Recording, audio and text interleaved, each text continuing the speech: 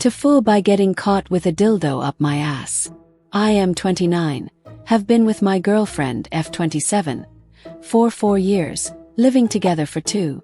We have a pretty good sex life, but there are some things I want that she doesn't. Since this is an alt account, I'll just say it. Sometimes I like being pegged. I told her this exactly once about 6 months into our relationship. At first she thought I was joking and just laughed at me. When she realized I was serious, she said it was weird and gross, and had absolutely no interest in it. I haven't mentioned it since. I still have an old dildo from a past relationship. My ex loved pegging. She was the one who convinced me to try it in the first place. I still use it when I masturbate, not every time but most of the time. My girlfriend doesn't know I have it, and I intended to keep it that way. Not that I needed to hide it because she'd be upset, I knew she wouldn't be. But because it's fucking embarrassing and I don't want her to know. Since we moved in together, I haven't been using it as often, which is fine. Our sex life is still good. But when I have the place alone for a few hours, I still use it. And to be clear, I'm definitely not fantasizing about my ex. That ship has sailed and sunk. I just watch porn, which we've both expressly agreed is completely fine. Although neither of us does it often. Today I was home alone enjoying myself. My girlfriend was supposed to be out for most of the day, but she ended up coming home early. She came in quietly and I was being rather loud, so I didn't know she was home until she walked right into the bedroom. When I saw her, I panicked, screamed, rolled off the bed, hit my head on the nightstand, and the dildo fell out with a loud wet plop. She started laughing louder than I've ever heard her laugh before, and she turned and left the apartment. No clue where she went or why she came back early at all. So now, a few hours later, I'm just sitting here with absolutely no idea what to do. I haven't texted or called and she hasn't either. I can see on Life 360 that she's at the beach with some friends, like she was planning on. If her plans don't change again, she won't be back for another hour or 2. I have absolutely no idea what will happen when she gets back, and I'm not sure if I even want to. I'm seriously considering going to a friend's house to hide from all this. Fuck my life. Hildar. My girlfriend walked in on me with a dildo in my ass and thought it was hilarious. Then left, leaving me embarrassed and confused. Small update. I texted her, "Hey, when will you be home?" She responded, 10 minutes. Fuck. Big update, she came home, we talked. She laughed because, in her words, it sounded like you had 3 or 4 guys in there. I seriously thought I was about to bust a gay orgy. It was partly because of my reaction and partly relief that I wasn't doing anything actually wrong. She had completely forgotten that this was even something I was interested in, because I only mentioned it once so long ago. Now that she realizes it's something I still want, she's willing to give it a shot. She doesn't promise to like it, but she promises to try it, and that's way more than I expected. Honestly, I was just hoping she'd pretend it never happened. I would have been happy with that, so this is great. And for all those who keep asking, no, I didn't keep going after she caught me. I have no idea where the dildo went, it vanished. It better turn up because now I really need it. Finally, update. We tried it, she actually liked it. She didn't really realize what it was until we did it. It's gonna be pretty common now, looks like. And yes, we found the dildo, and no, it wasn't hiding in my ass. I would definitely have known. It rolled under the dresser. Fellas, is it gay to have sex with a woman? To fool by trying to bang a goth baddie, and my wife found out. My 31M wife, 32F, and I are in a healthy and happy relationship. That said, we've been together since high school, so we both feel that we missed out a little by being each other's only sexual experiences. We've talked about this at length and decided a few years ago that we're okay with having a few hall passes in our relationship, since we very much intend to stay together the rest of our lives and don't want any resentment over missed possibilities.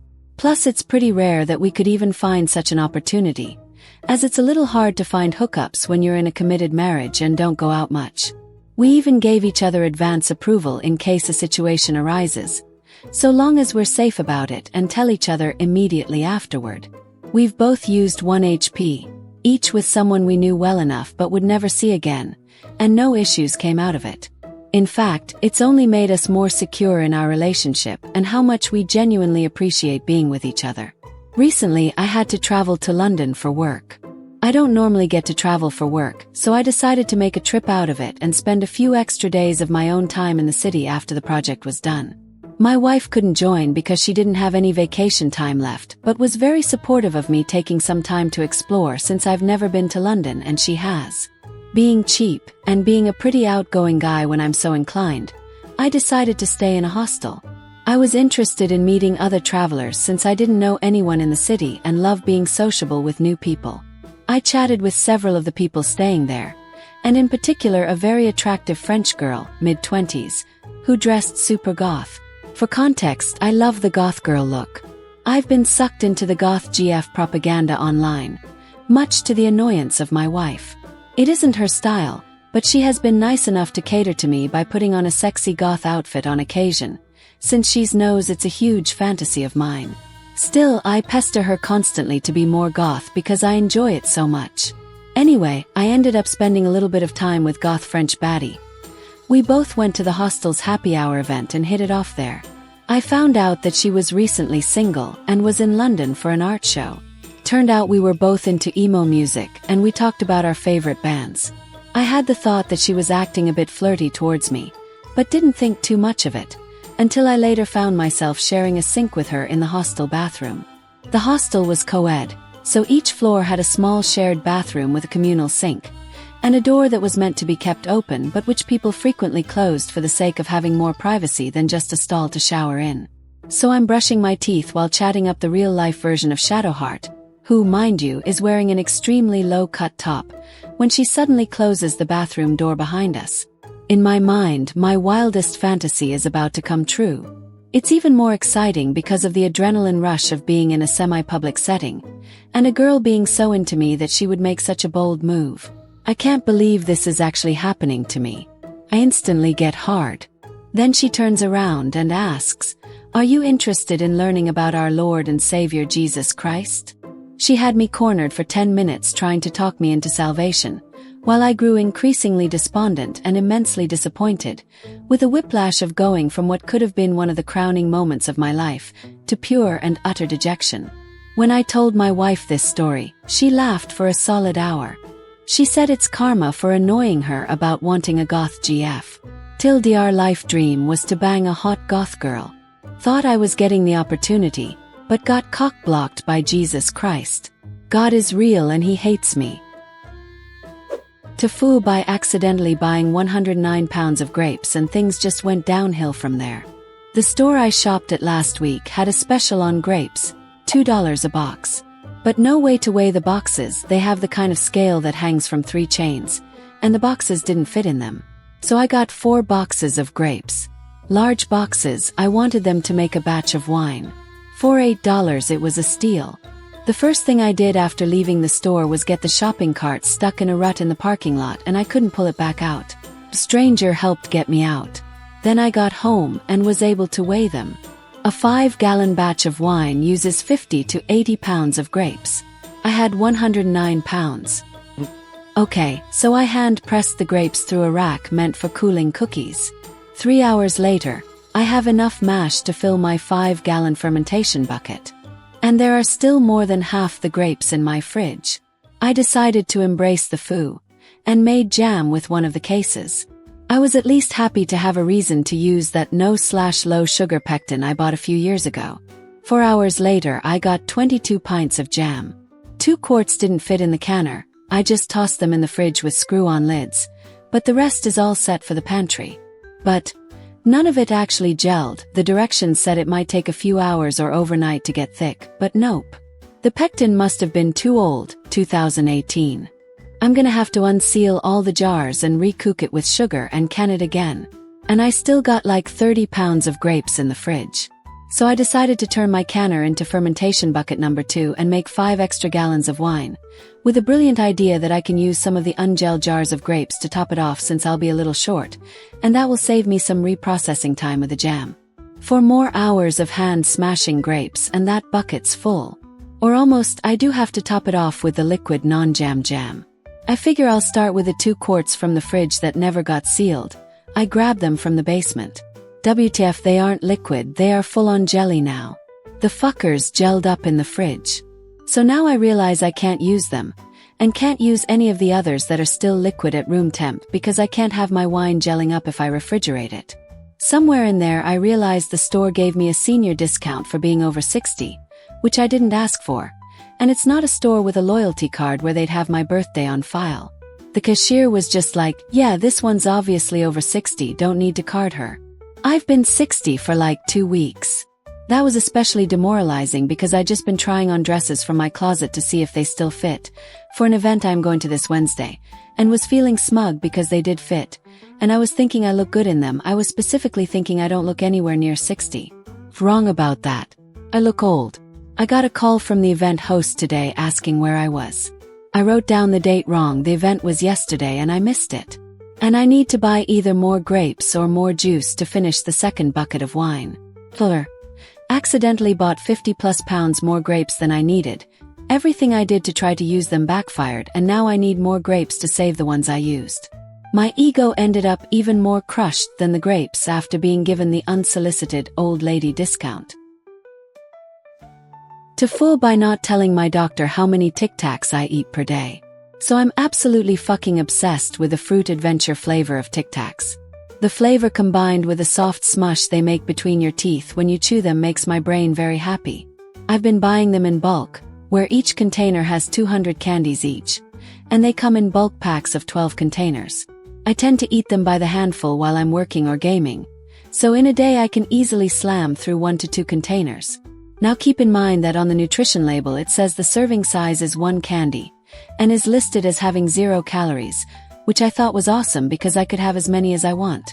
Over the past year I found that I gained about 40 pounds, and nothing about my eating habits had changed as far as I was aware. I told my doctor about it and she was a bit worried, so she had me do a bunch of blood work to see if there was a reason why I gained so much weight in a short period of time.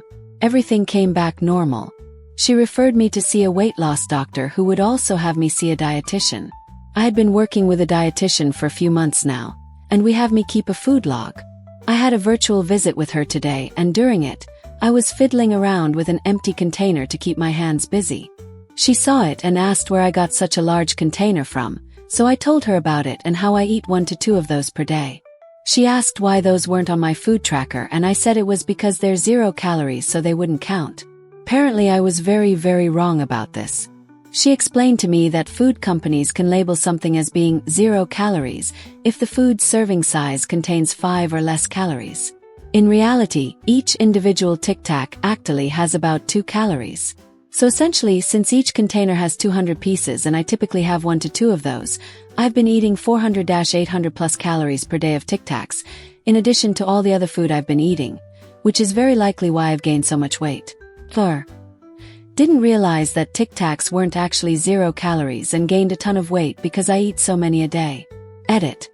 Just wanted to clarify that I'm aware that sugar will in fact make you gain weight. I'm not that stupid. But I never actually read the product ingredients. I assumed they must have been made with something like xylitol or some other artificial sweetener to make them 0 calories, so it never crossed my mind to check. Edit 2. Dang, y'all are brutal.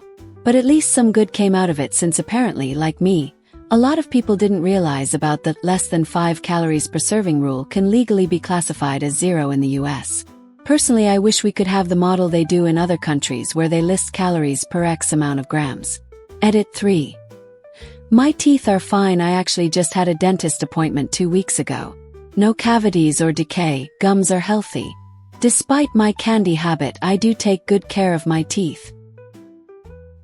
To foo by never using my core muscles for 30 years. This is probably gonna sound dumb, and that's because it is. Why balance has always been shitty. I attributed that to the fact that during puberty I grew 1 foot taller in a single year. I figured my body never got adjusted to the new equilibrium because it happened so quickly. I never gave it any thought beyond that. So one day I was stretching before a run and had moved on to the flamingo stretch. Quad stretch, where you stand on one leg. My wife was there and she likes to poke fun at my lack of balance. It's just some light-hearted ribbing, it's no big deal. So I was hopping on 1 foot and flailing my arms. My wife was laughing at me and she uttered these fateful words. Wife, it's like you're not using your core at all. Me, a dumbass. Why would I use my core? I'm balancing on my leg. Wife, wait, what do you mean? Your balance comes from your core. Me, I'm not using my core, I'm using my legs. Wife, you're not flexing your core at all? No, that's stupid. Why would I need my core to balance on my leg? Wife, flex your core right now. Just do it. So I flexed my abs and I immediately stopped wobbling over and stood upright. Huh, that's weird. Wife, have you been balancing without your core this whole time? Me, yeah, I guess so. I didn't think I needed it. Wife, how the fuck have you been balancing without your core? Well, badly. I didn't know I needed to do it. Wife, you have to use your core for everything. Why wouldn't you need it to balance? Me, I don't really use my core all that often. Wife, what? So after that I'd just be doing a normal activity like carrying one of our kids in my arm, and my wife would ask me if I was using my core. So I'd start flexing my core, and my kid would get easier to carry. Or she would ask me how I do something. For instance, how do I get in a car? Well, I bend my legs and just sort of fall backwards into the seat. After a few days of this, something clicked in my brain. I loved sports as a kid. I played them all the time, nearly every day. But I was always bad at them. My balance was awful and I was uncoordinated. I was a terrible swimmer. I was weak. I was so weak, in fact, that I never understood when people would say that men are so much stronger than women. My wife could overpower me when she wanted to. I'd struggle and strain and she would push me back. It was a bit humiliating, but I never let her know that. Well, it took some training, but eventually I started instinctively using my core for everything. I started using it while walking, while lifting things, even just standing in one spot. I use my core now. It's been 2 years and I sometimes can't believe the change I've seen. I'm 33 and I'm the strongest I've ever been. I can do things with ease that I used to struggle with. I'm stronger than my wife now, which is an ego boost. I beat my half marathon time by 30 minutes. From 2:20 to 1:50. This summer I started lifting weights to get even stronger. I love how I feel now. My confidence is higher and I'm a happier person. I'm not sure how I never learned to use my core muscles for anything. I do wonder how strong I could have gotten in my 20s if I had been using my body the way I was supposed to. I don't dwell on it. I'm just glad that I was able to change my body when I did. I never would have thought that a playful jibe from my wife would change my life so much. LDR. I consistently fucked up over a period of 30 years by never using my core muscles for anything and grew up to be a weak, uncoordinated piece of shit. Tafo. I learned Guitar Hero ruined my sense of rhythm for over a decade. I've played music since middle school and Guitar Hero was a big factor in that. I played hundreds of hours of Guitar Hero, bought most of the games, got into Rock Band and could complete expert-level songs with near 100% accuracy while singing. In high school I played in all 3 bands, one of which I skipped lunch every day to play in, and took music theory class. After high school I learned multiple instruments, took college-level music theory, and learned about the physics of sound for fun. After college I got into recording my own music. I barely have over 100 listeners on any of my songs, but it's just a fun creative outlet. I did not realize my fuck up until someone made a comment about one of my songs.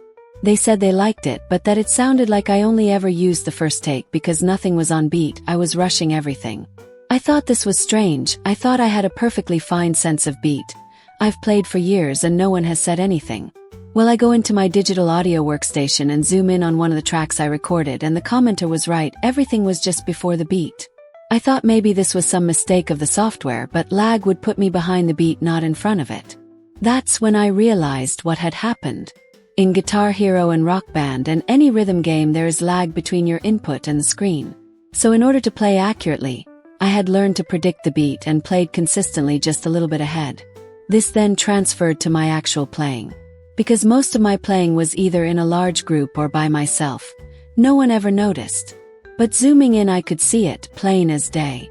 I had trained myself even with metronomes that playing a little bit ahead was the right thing. Not by a lot, just a little, but every single time I was consistently ahead. Now I have to retrain decades of muscle memory to actually play on the beat. It's like I'm relearning one of the most basic skills I should have had this whole time.